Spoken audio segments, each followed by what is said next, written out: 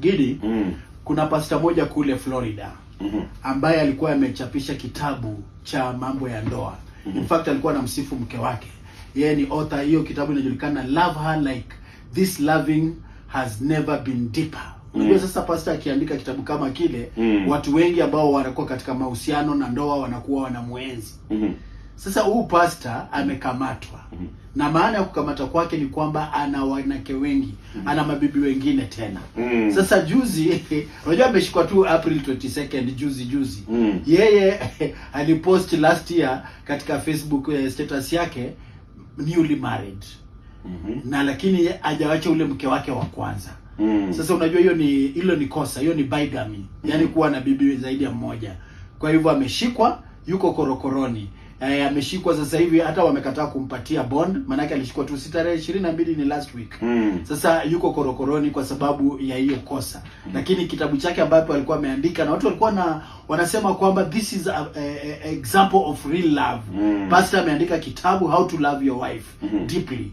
Lakini sasa kuandika status yake kwamba newly married, watu wakaulizana, si pastor huwa alioa kitambo, imekuwa vipi? Na akaandika kitabu ya kushauri. Exactly.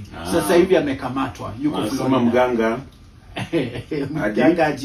Ajigangi. Yes. Kuna pia taarifa nyingine, lakini ni kuhusu hii kesi ya Rigathi Gachagua. Yes. Imeendelea pale mahakamani. Na kuna shabiki amenitumia screenshot hapa. Yes. Akasema the things ex-DP Rigathi Gachagua is demanding. Yes. Yaani vitu ambazo anataka pale. Anadai.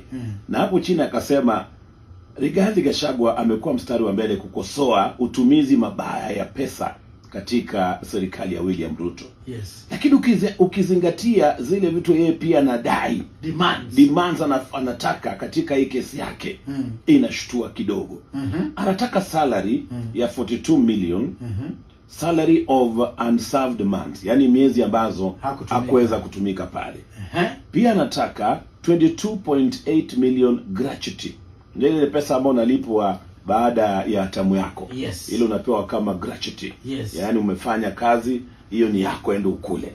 Sije kama huku huwa tunapewa baada ya contract. Yes. Alafu pia anataka 700,000 ya airtime. Alafu anataka pia monthly pension ya 980,000 Kenya shillings. Monthly pension. Hiyo ni monthly pension afaa kuwa analipwa pale. Yes. Anataka retirement payment ya 14 million. Hiyo ni retirement payment. Yes. Sijui kama tofauti na gratuity ni nini. Kuna retirement payment na kuna gratuity.